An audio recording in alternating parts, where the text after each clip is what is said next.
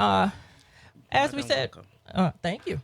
As we said, we have senior health physicist Janet Daniels Brown here with us today, and she has been in the field for 14 years as a radiation in radiation protection.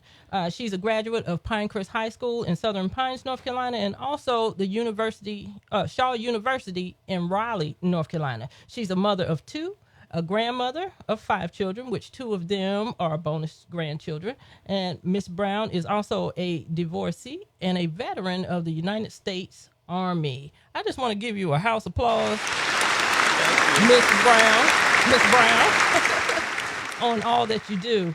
Now, health physicist, let me tell you something. I had trouble when writing my notes, writing the word physicist. I couldn't get it right for anything. But health physicists deal with the science of radiation. Is that correct? Uh-huh. All right. And it has many benefits, but also there are potential hazards. And Janet, did you major at Shaw University knowing that you were going to get into this field, or how did this come about for you? I absolutely did not. I graduated from Shaw University with a BA degree in psychology. Oh, okay. The radiation protection came along later on through a relative. Okay. And as a matter of fact, I had no knowledge of this industry Mm-hmm. until I heard about it through this particular relative at the time, and I thought it was interesting. And the biggest attraction was the money, Okay. no doubt. It was the money, and I said, "Whoa, that is nice." So it took me about 2 years to finally get in, but sticking earnestly to it, I did, and uh,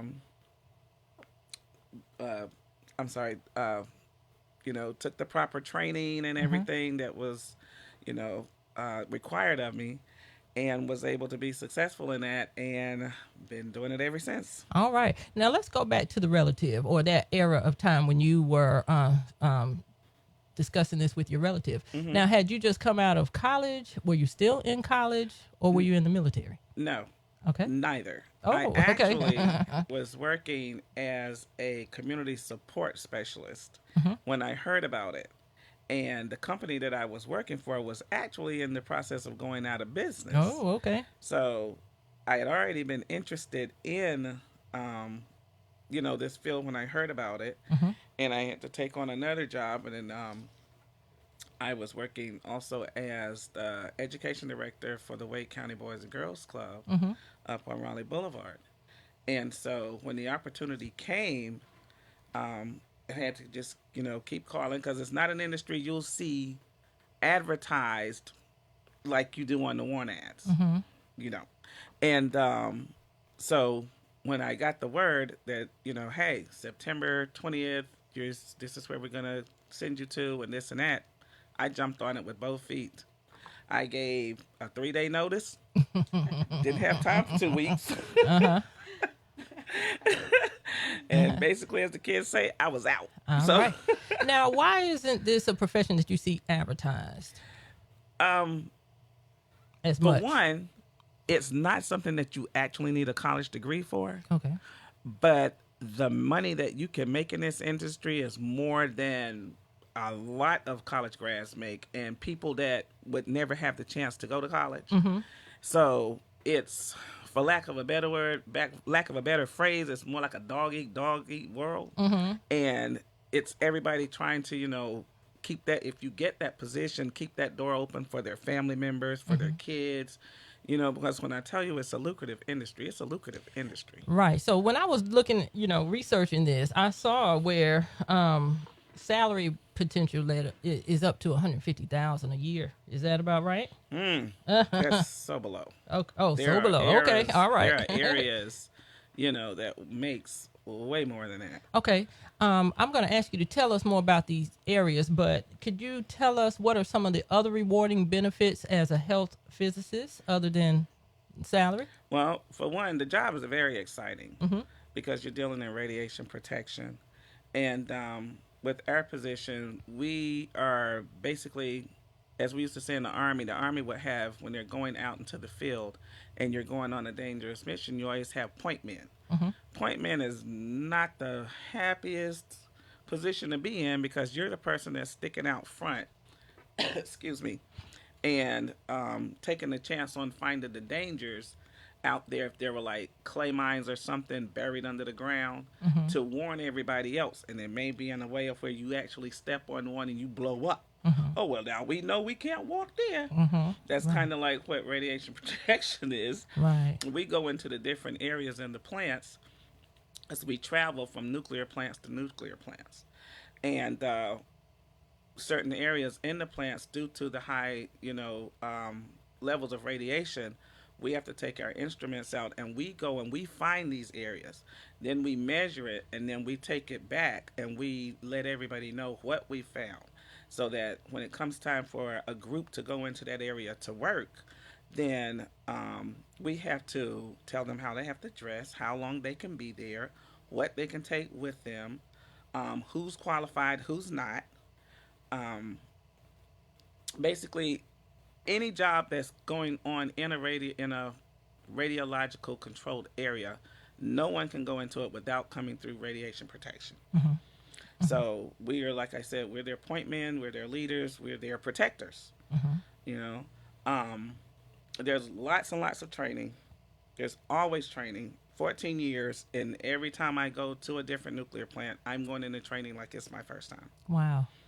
Now, when I was looking this up, there was what we call, is it medical metaphysicist, medical physicist? Mm-hmm. Okay. Do you know anything about that area, or is that connected with what you do? I've heard of that, but that's Okay. not connected with what we do. Okay. All right. We're basically in the nuclear plants, Uh-huh. Okay. and that's one of the most rewarding things for me is because I get to go a lot of places, go into these different plants. These plants are everywhere because everybody needs electricity. Mm-hmm. We deal with the reactor head, the portion of it that creates the electricity, Mm-hmm. which is very dangerous Mm-hmm. if it's not treated right. And that's one of the biggest things because I love to travel. Uh-huh. So I get to go in these places and I'm being paid for it. And I get to, enjoy the sights and this and that, and then get to meet a lot of people. Uh-huh. And so that's probably one of the most rewarding, and I make a good salary. Awesome. I'm going to give you what I call a house applause. What we call a house applause here. That is exciting and dangerous. I'm reminded of a story and a documentary I heard or watched some time ago. A gentleman by the name of Vertis Hardiman. Mm-hmm. Are you familiar with who he is? I'm not. Okay. He was a young man. He was a young boy when he was selected among a group of other young children in the 1920s. I think it was the year 1928. Mm-hmm. And it was under a secret U.S. government experiment, mm-hmm. which back in that time, the government was known for doing these type of experiments under or with African Americans, mm-hmm. under a bogus reason for doing it. Right. And this gentleman, Vertis Hardiman, he was selected to be one to be in this experiment with radiation to mm-hmm. cure a type of fungus on the head, scalp mm-hmm. fungus, I think. And, somebody accidentally gave him too much radiation, mm-hmm. which caused necrosis, chronic necrosis, and progressive necrosis for him of the scalp to where it left a hole in his head. Wow. And he lived with that for many, many years. He wore a hat on his head to cover what was there, which was that hole in that awful sight that we saw on his body. Right. But when looking up what you do and seeing how dangerous it is, mm-hmm. I thought of this gentleman and went back to look for more information about him and how protection comes in for you guys and what you do. So again, thank you for taking on something that serious and risking your life. Can you tell us some of the other risks that are involved with radiation? Sure.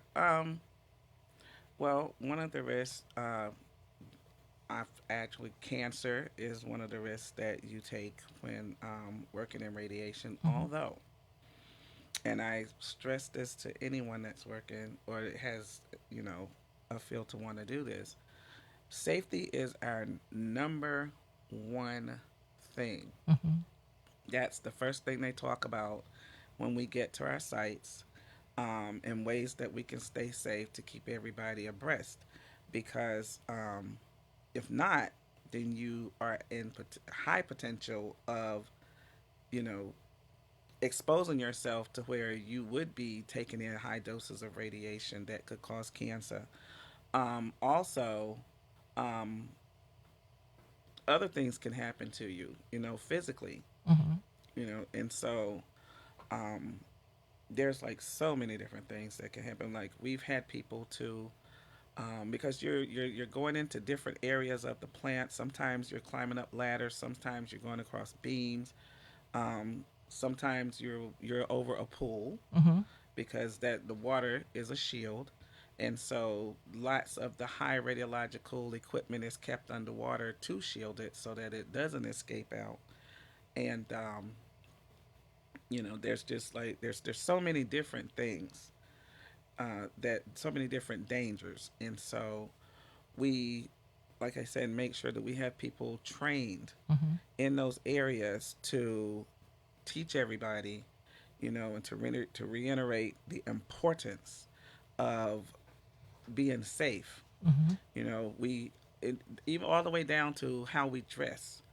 You know, one of my main uniforms are those yellow PCs. I hate the way they look, but I'm not moving without them. And what does PC stand for? personal personal protection clothing. Okay. It's part of our PPE, our personal protection equipment, Uh-huh.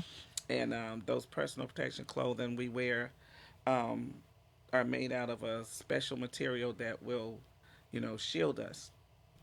And we wear boots and gloves. And when it comes time to do what's called an outage, where we shut down the reactor or unit in a plant to maintenance and clean. I'm sure everybody's heard of Chernobyl, Yes. and there is actually a there was a special out last month about Chernobyl. Hmm. I actually watched it because I wanted to know more of the history of what happened with that, and it actually was in the beginning stages of, you know, the nuclear power plants, and they did not have all the knowledge that they needed of it when Chernobyl happened. Wow. So I was able to see firsthand on the real effects. So these guys were trying to clean this mess, and it's nothing you can see, nothing you can smell, which really makes it dangerous. Mm.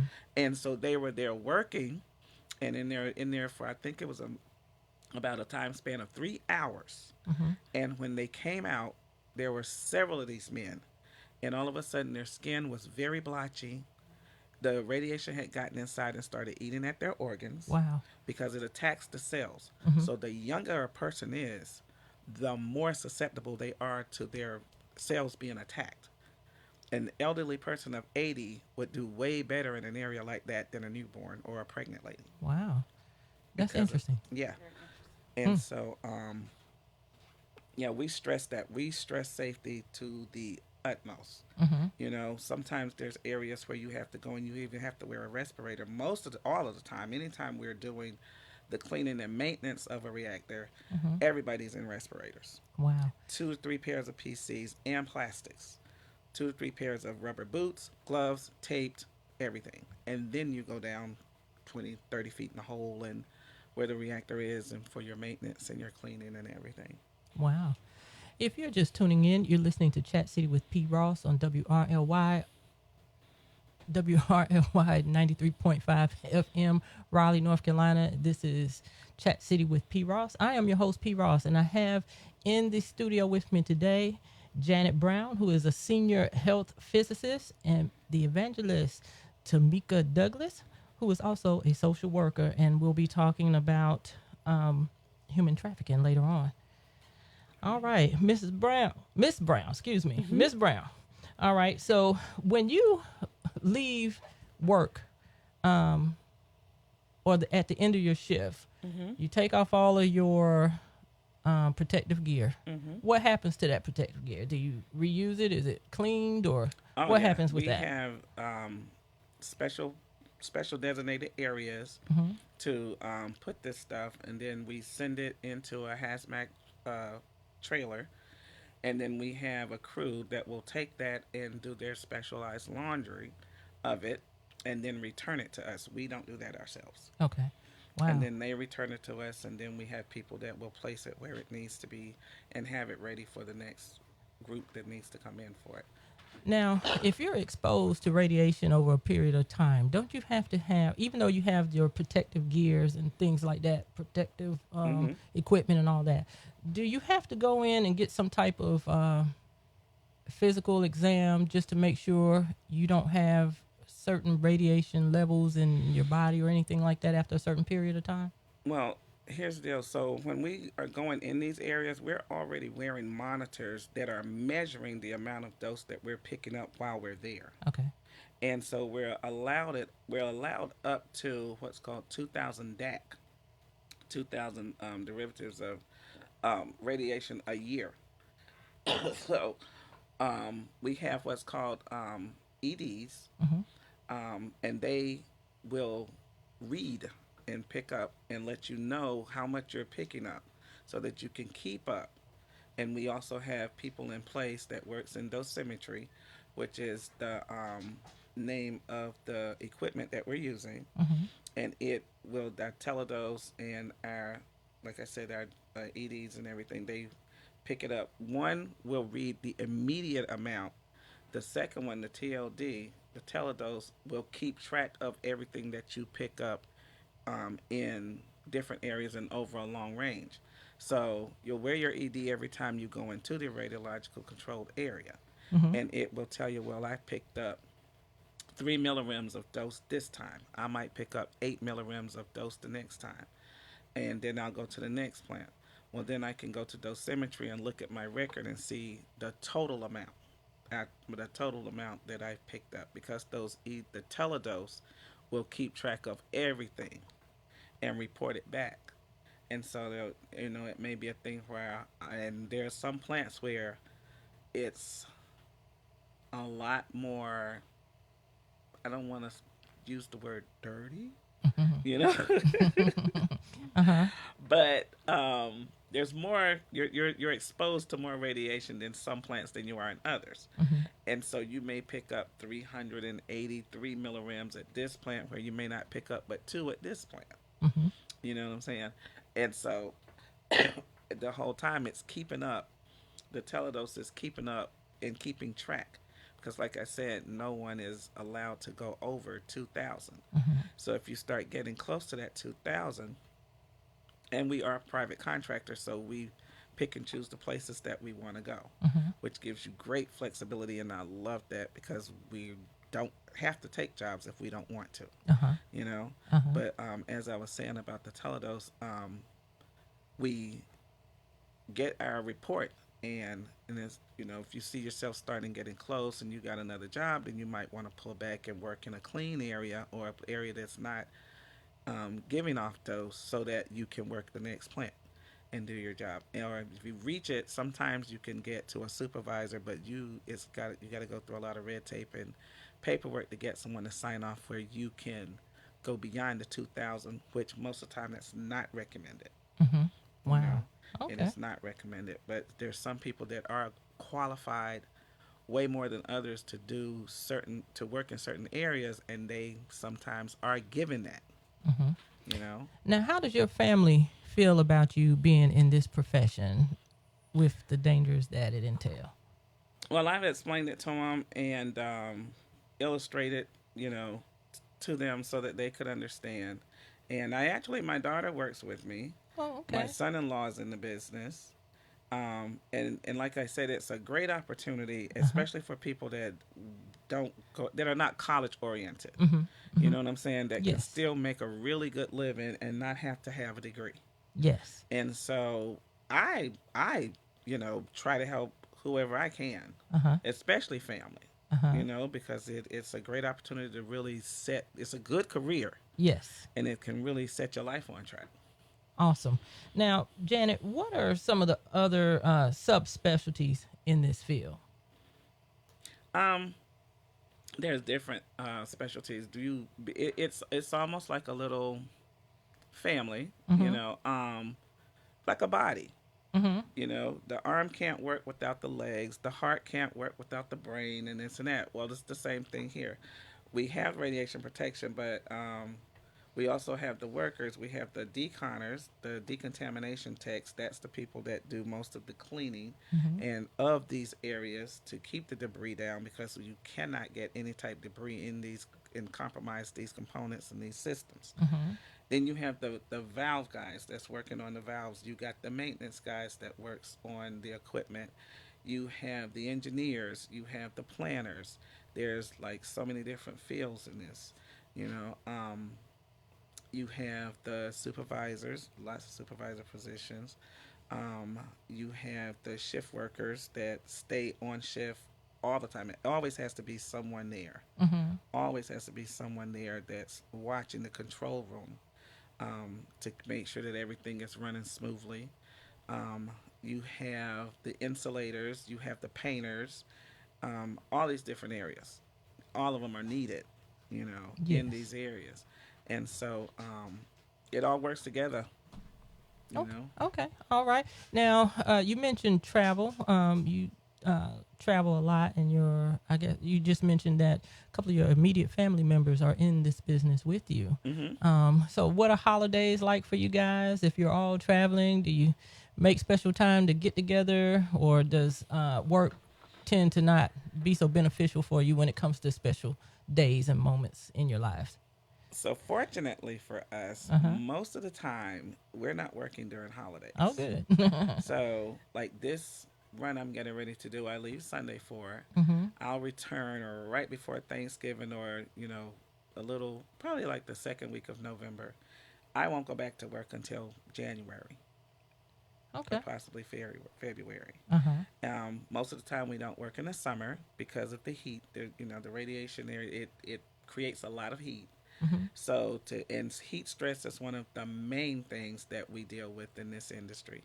So for most of the time, there will be no outages planned during the months of June, July, August. So most everybody is off June, July, August. Wow. Okay. Unfortunately, Okay. lately there's been a lot of trouble at a lot of the places, where there's been extra work and different projects going on and people building new units and stuff. So people have been working. Mm-hmm. But on an average, for the most part, you're not working June, July, and August. So you got those 3 months off, and it's optional. Uh-huh. And you're not working the latter part of November, hardly any of December, and maybe the first week or two of January. Okay. And you're still able to make a really good living. Wow, that's good. Yeah. Mm-hmm. All right. So, Janet, I'm just going through my notes here. Mm-hmm. I'm sorry because you answered a lot of the questions I had for you already, which is Okay. good. That's good. It's okay. Um, so tell us for you. I know you have, you mentioned salary and everything. Is has been one of the rewarding things of your job. Mm-hmm. Can you tell us one of your most special or memorable moments that you have as a senior health RP? Yeah. physicist? Um, Honestly, I think one of my most favorite was Louisiana. Okay. They have some of the best food in Louisiana. They do. We were actually working in Georgia, Uh-huh. and the other company, um, didn't have enough RPs to fulfill their contract. So they called on our company and they needed volunteers, and I volunteered. Mm-hmm. And so they said, hey, on your break between this one and this one, could you go to, what was it, Riverbend in St. Francisville, Mm-hmm. which is 30 minutes outside of Baton Rouge. So I said, sure, I'll go. I've never been. Uh-huh. I'll work it. Uh-huh. You know, what's the package? Well, they're gonna pay your hotel. They're gonna pay you keep your per diem Uh-huh. because they do pay us per diem to live on. So you get to keep your per diem. Mm-hmm. They're gonna pay for your room. They're gonna pay for your food, all of your food. They're going to do your laundry, and the only thing you'll pay for is your gas to go back and forth to work. Sweet deal. I'll Yes. take it. Yes. And I got there and I was able to see Baton Rouge. I spent the day, one of my days off, and went to New Orleans, which I love, and just enjoyed the sights and enjoyed the food, the restaurants. It was magnificent. So a lot of times I'll post some stuff, Mm-hmm. but I was posting left and right from Baton Rouge. I Uh-huh. usually try to kind of stay low and, just post funny stuff and encouraging stuff on Facebook. But I know everybody saw those food dishes. It Yeah. was amazing. I It had was friends from amazing. Louisiana, and one was a neighbor, and we're still good friends to this day. I haven't seen her in many years, but Uh-huh. we used to live across from each other in apartment buildings in Winston-Salem, North Carolina, and she used to make some interesting dishes. I Hmm. mean, with foods that I wouldn't have dared dream to have made, like with Honey. turkey necks and stuff like that, but they would be so Yes. delicious. Yes. That was one of the things. Yeah, There so was a restaurant there. we're going to give a house of applause to Louisiana and all their great dishes. Yes. Because Yes. those turkey necks was one of the things that I fell in love. I didn't know you could cook turkey necks like I that. know, right? They were off the chain, as they would say. And I Yes. enjoyed it so much. And I tried alligator for the first time Ooh, there. alligator. Oh wow. I don't know if I would try alligator. Black and alligator, but it was good. It was. I couldn't do the frog legs. Looked like the frog was still trying to jump. Yeah, I Couldn't, can't couldn't mess with work with frog that one. legs. But the alligator was good. You're listening to Chat City with P. Ross. I am your host, P. Ross, and we are on Oak 93.5 FM, WRLY Raleigh. In the house with me today, I have senior health physicist Janet Brown, who we've been chatting with. And we also have our evangelist, who will be here each Thursday, third Thursday of the month, Tameka Douglas. She's also a social worker. And we'll be discussing human trafficking with her a little later on in the show. Janet, we mentioned early on that you were also in the U.S. Army, Hmm. and as we know, women have been in the U.S. Army since the Revolutionary War, so it's been quite some time, and they make up 16% of the total force, Hmm. with a number that lands about 75,000 women as of 2020 in my research. Hmm. I want to say thank you for your time serving for this Yeah. country. Yes. And so here's my question to you. Why did you enlist in the U.S. Army? Honestly, Mm-hmm. I enlisted because at the time I was living with my dad in New York, Uh-huh. and I was around my cousins, and my auntie, with her beautiful self, had 7 kids, and I think there were at least 4 to 5 of them that had enlisted, Mm-hmm. and I was following my family. Okay. All right. How long did you stay in? I did 3 years. I Okay. decided that wasn't the life for me. Okay. And what what was your specialty in the I U.S. was a Army? 91C, which was it was the equivalent of an LPN outside in the real world. Okay. Now, I've heard a female say once that a woman has no place in the military. It's a man's world. What's your response to that? My response is I don't agree with that. Okay. Women have a great place in the military. We're very needed in the military. Uh-huh. You know, there's, I mean, I'm not one with the women can do everything men can do. No, I can't. That is not me. Uh-huh. I can't. I'm not fixing cars. I'm not one for the cutting of the grass. I'll do it if I have to, Uh-huh. but no, that's not really my thing. But I know that we are great helps, and I know that we are very smart. Mm-hmm. Women are very innovative. Women are very forward going, and Yeah, I feel like we attribute just as much to the military as men do in our areas. All right. And I just want to give a house applause to all our women who are serving or have served in the military.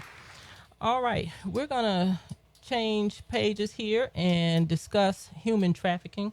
Human trafficking involves the use of force, fraud, or coercion to obtain some type of labor or commercial sex act. Millions of men, women, and children are trafficked worldwide. Here in the U.S., I didn't pay attention into human trafficking until I watched the movie Crash some years ago. And this movie starred John Cheadle and some other famous actors in there. And in this movie, there was this white van that was shown throughout the movie, if I remember correctly. And by the time the end of the movie came about, you found that in that white van was several Asian descended folks who were being human trafficked. I don't know if I said that correctly. help me with that, Evangelist. But yeah, so human trafficking is something very real. And how do we get to this, Evangelist Douglas? First of all, thank you again for having me here. It is a delight to be back here on the station, P. Ross. And I think this is such a needed topic of discussion. Hold on just a moment. I'm sorry. For some reason, I'm not hearing you clearly. Let's see what we got going on here.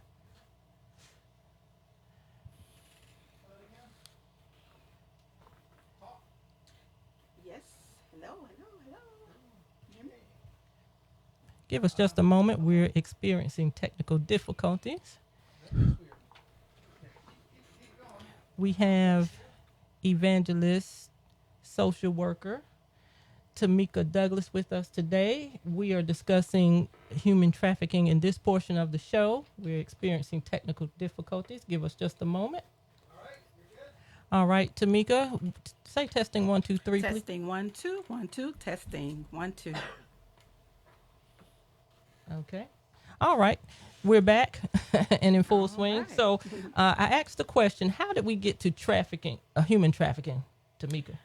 Well, first, as I mentioned, I'm glad to be back here on today, and I think this is a wonderful and necessary topic of discussion.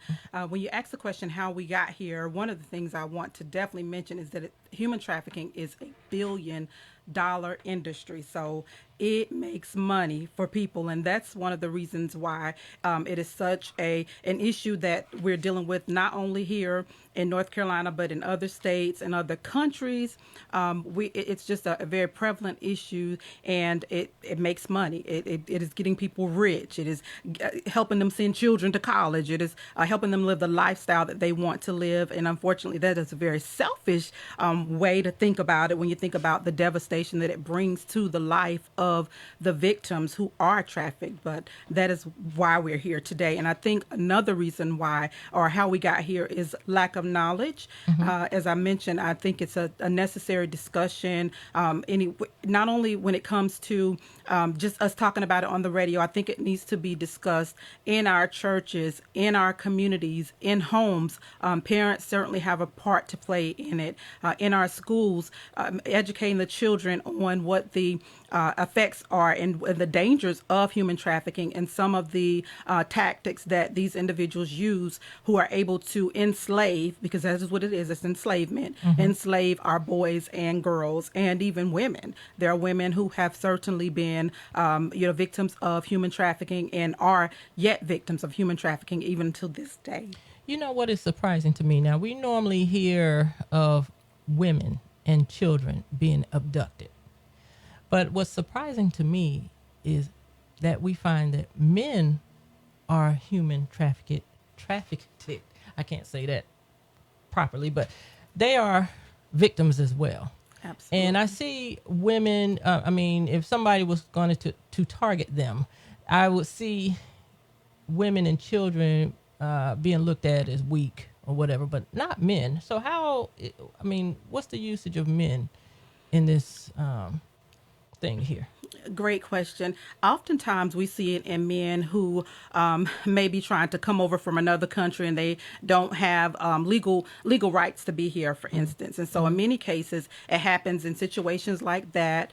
Sometimes, but not in all cases, when individuals are indigent, you have men. Just like I know that many times when we think about prostitution, a lot of times people look at women as being prostitutes, but you have males that are also prostitutes. So, in some cases, it is men who are trying to get money, are thinking they're going to get money, through selling their bodies or for working with someone else. So for them, like I said, in many cases, it's either when they're trying to come over illegally, and somehow they're coerced, in that way, or when they're simply in prostitution rings. So absolutely, you made a great point in that it's not just women, it's also men and boys who are also trafficked.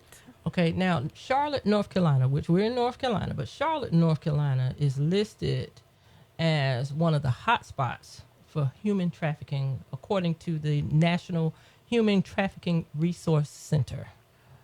Do you know why that is?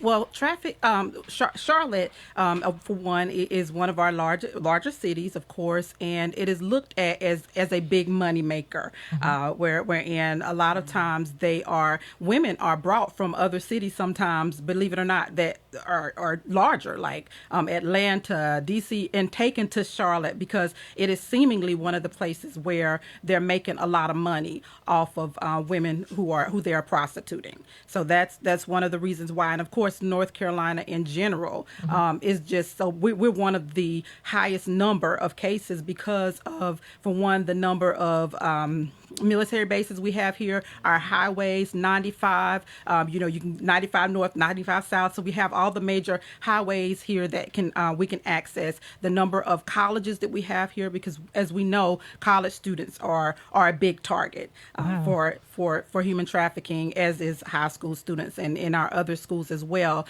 So I would say that Charlotte is just one of the areas that they seem to target because they're making a lot of money. But North Carolina in general is a hub. And what I mean by that is that this area is North Carolina is very prevalent for human trafficking because of, as I aforementioned, our military bases are here, the major highways where it's easy in, easy out for North Carolina. So we are certainly one of the main areas. Wow. Okay, so military bases. So I don't want to put a blemish on our military, but what does the military have to do with? I mean, are our men and women in the military using these victims, for their personal pleasures? It just like any other career or organization, and certainly we don't want to put a blemish there, but there have been cases where not necessarily our men and women who are in the military have been victims of this, but we have had some military personnel who have been involved in the human trafficking rings and stings. Okay. Is it usual? Or not usual. It's just certainly a risk. And because of, like, of course, I stated that we have so many bases here, so it makes it wherein the numbers are larger here because of our the number of military bases that we have. But it's not something we hear, thankfully, of all the time, or we hear of a lot where in military personnel are being caught up in the stings. It's not something that we hear of a lot, but it's certainly not unheard. Okay. Well, I was going to ask, is it usual that these victims do we hear of murders when it comes to human trafficking? Are these victims murdered at any point in time, or are they just strictly used for just against their will? Absolutely. We have individual cases where women have been murdered, beaten severely bad, but that is certainly one of the greater risks is murder. We have had situations where people have been involved in human trafficking, and inevitably they ended up murdered. How is this exposed, Evangelist? I mean, when did this come to the light? Seem like I'm sure it's been going on for a while, but now I think it's getting more attention than before. I think that it's just we're now getting to a point where information is getting out there. So we're hearing more about these cases, whether it is on the news. We're seeing more documentaries now. And so people are reporting it. And that's why I said this particular topic is so prevalent that you would talk about it. I want it discussed today because as we get the word out, as we educate people on what human trafficking is and what the risks are, how to keep others safe from it, then it just helps to get the information out there. And so I think we're able to bring it to light now because more people are aware that it's not just happening in other countries, but it's happening right here in our countries and within the United States and locally. I mean, it's all around us, and that's why I often tell people, you never know if it's next door. You know, we all have to kind of be mindful and observant as to what's going on. So I think that's why it's being brought to the light now because people are just more mindful of it and kind of know how to pay attention. Okay, I've noticed some posters in a few hotels that I've been in about assistance for those who may be victims and in the hotel. What do you do to not become a victim?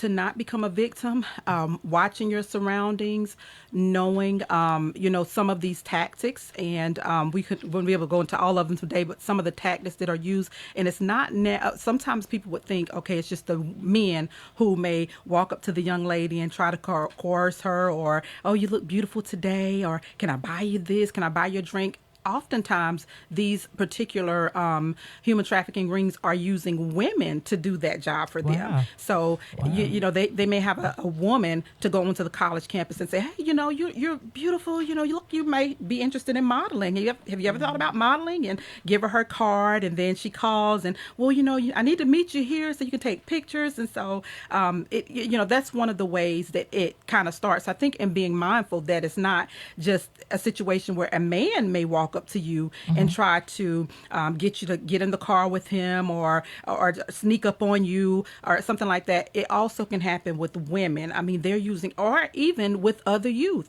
on college campuses. There have been cases wherein there are students that another student used and coerced into getting into that particular business. So it's so many different things that you have to look at when we think about human trafficking. So knowledge is power. So just being mindful of the different ways. And sometimes, we all heard about the vans with the tinted windows. And so that kind of put people in the mindset, oh, it's just the person that's riding by in the van in the neighborhoods. And I'm like, no, that's not just it. And they do, of course, I'm sure still use vans. However, you may see somebody driving just a Camry or an Escalade, and it could be very well someone that's targeting young girls or young boys to involve or to bring them into human trafficking. So just being aware and thinking outside of the box and not just thinking it's just that person that you see riding by in a van or that strange man that you haven't seen on your college campus or at the football games before, because they're doing that. They're going to the games. And so there's so many different avenues that these people are using. So being mindful of what's going on, I think, is a way to protect yourself from it. Okay, that's really good. Have you had any contact with a victim to speak to them about their experiences? I have. In trainings before, I've spoken with victims who have been involved in human trafficking and has been made to have sex with many men, and in some cases women. Women that have been forced to have sex with men and other women. So yes, ma'am, I have in fact dealt with victims. Wow. How about culprits of this crime? Never a culprit that I'm aware of. I haven't that I'm aware of. Okay. All right. What's being done by law enforcement to help stop human trafficking, Evangelist? One of the things that law enforcement is doing is being available. I mean, what I often tell people when I teach classes or do these kind of trainings is 911 is your friend. Don't try to approach a vehicle. Don't try to approach somebody that you feel may be coercing a young girl or a young boy. Call 911. And then there is the hotline for human trafficking as well. And I'll gladly pass that information along as well. But the police is certainly, they're aware of what's going on. You have, I know that Raleigh Police Department has areas wherein they'll go out and get classes on it, pass out information. So they are are definitely involved and that they're responding to this. And it's not a situation. And I think that it's better to be safe than sorry, because sometimes we may think, well, maybe I'm wrong, or I shouldn't call 911, or I shouldn't call the human trafficking hotline, because that may not be what's going on. It may be what's going on. So even if it comes to you calling the Raleigh Police, and I'm just speaking from Raleigh because it's this area, but you call the police department and they go out there and it's nothing going on, they're not going to be mad, because they want to make sure that they're bringing these men and women to justice as well, and that they're helping these young ladies and these young boys or women and men to be captured from this particular business as well. So they are certainly involved in educating and also responding when necessary. Okay, that's good to know. What happens, or what if a person that, what happens when a person consents to human trafficking? What do you say about their mindset? Oftentimes these individuals don't know that they're consenting to that. In many cases, what we find when people are victims of human trafficking, they're lured in. It could be that person that's in college and they go away to college, they don't have a lot of supports and resources from home. So they're that struggling college student that's just glad to be there. They're working, still not able to make ends meet. So perhaps they meet somebody at a mall, or they're working in a restaurant, and then this guy says, I can help you, or, I know you're trying to get through school. Let me help you meet that goal. So, and he begins to buy her things and begins to show her love, or you get that person. And a lot of times individuals who are targeted are those who may seem to not have much confidence in themselves in some cases, haven't been shown love, don't know what it's like to be loved. And so they get that from that person is trying to lure them into human trafficking. And so they began to show them love, and they think that person really cares about them. So many cases, it's not, I wouldn't say consensual, it's that they're lured into it. Now, you do have some cases where people think that perhaps they're working for a pimp or something, and they're, going to get a certain amount of money, or they have sex with somebody and they're going to get the money that they think that that person's paying, and then they find out that no, you're enslaved, and so you're going to be forced to do it, and you're not going to get the money. So in most cases than none, it's more so where people are lured or even forced into it. Like when I talked about how when sometimes these younger children, they meet somebody and they think that it's a modeling agency or it's a job, and so they get there and find out that no, you've been kidnapped and you're going to be in enslavement, and you're going to be forced to do something. And we're talking about human trafficking, but of course, so there are also labor trafficking rings out there as well. But in this case, in many cases, they're getting there where they've been kidnapped and they're forced there against their will to do things like have sex and with different people and all of that. So more times, it's a situation where they don't know what they're getting themselves into. Wow. Can you give us any other information that you think our audience may need to know concerning human trafficking? And then after that, do you mind giving us the hotline for human trafficking? Absolutely. So I think, again, just making sure that you're paying attention, watching your surroundings. And I know we when we think about it, we tend to think it's just the teenage girls or young children. It's grown women. So even myself, when I go to the store or I'm coming out in the parking lot, so whether it's nighttime or in the evening, my head is on a swivel. I'm watching the car beside me. Yes. I'm watching who's behind me, because just like little 16-year-old Sally may be someone that they would look to target, they also are targeting women. We've got situations going on now where people are using something simple as putting something on your windshield, and they're putting powder or fragrances that's making people fall out. And we had a situation not long ago that I was talking to my colleague about, where a woman, I think it was something on her doorknob, it may be a piece of tissue, and she grabbed it, and thankfully she was in the car, her husband was in the car as well, so she gets in the car and she begins to become lethargic and almost passing out. And so those kind of scenarios is what's taking place when it comes to human trafficking or kidnapping in general, where they're using tactics like that. So it's not just what I mentioned about this simple mall stuff, or in the community where you see this strange car going through the community and they're looking at the little girls, or they're riding by bus stops so they can snatch kids. It's other other tactics that they're using. People are taking time because it's a billion-dollar industry. They sit and they come up with these scenarios as a way to get people, or to capture people, kidnap people. So it may be something as simple as you taking something off your windshield that has some kind of powder that can get in. Again, Janet talked about like the radiation protection and all that, but we know that things get medicine and things like that can get into our skin with touching. We don't have to necessarily ingest it orally, but it can get into our skin. So they're using things like that as well. So I think that being mindful of these kind of tactics that people are using, educating yourself on it, talking to other people. I think those are some of the best strategies that we can use as individuals to protect ourselves from it and to protect others. Powerful information today. Thank you so very much, Yes, ma'am. Evangelist. And if you will, give us that human trafficking hotline if someone is a victim or feels like they've been victimized. If someone feels as though they're victim or they're victimized, that number is 800-373-7888. Again, 800-373-7888.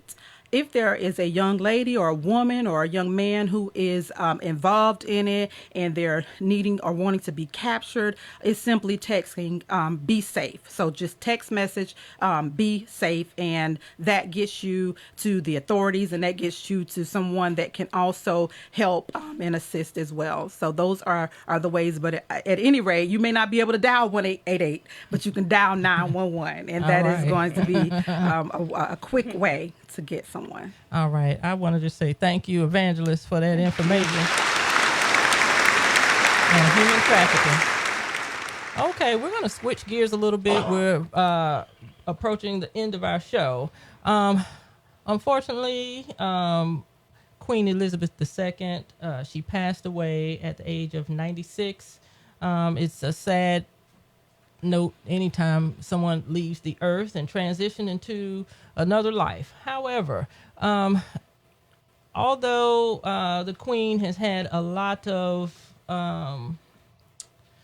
good things said about her, most recently we've heard some bad things in the news. I don't know if you two ladies have heard any negative reaction from her death. Have you? I have heard some. Yes. Okay. All right. Now, I want to bring this up. You have not? I haven't paid much attention to it. Okay. All right. That's fine. Well, let me enlighten you a little bit. So, to my surprise, I mean, I don't study the history books like I should, I guess you could say. It's mentioned that the Queen was somewhat rooted in racism, which was surprising to me. Now, I'm not here to blemish her name or anything like that. I had no problems with the Queen, okay? But on social media, I saw several people, and some, well, one in particular, I don't want to call any names, that referred to her as, I don't want to say what it was, but I was surprised. So it made me look into it. This was stemmed at the fact that she was, or her legacy stems around colonialism and the domination of people of color in other countries. So I thought that was an interesting subject. Queen Elizabeth has been known to be a supporter of BLM, Black Lives Matter. And I've also seen her in photographs with other African Americans, even the Jackson 5 from back in the late 70s. Just wanted to get some feedback on that from you two. Let's start with Janet. I actually don't have a lot of feedback on that. Okay. Because I didn't really keep up with her. But when I think about history as a whole and the age this lady was, and I mean, she's from England, and that was basically like the ruling country at the time that America had to get their independence from. This lady was coming up during a lot of that time, not the beginning, but I'm sure she had a hand or a part in and experienced some of that. So I can't see her getting around it, Yeah.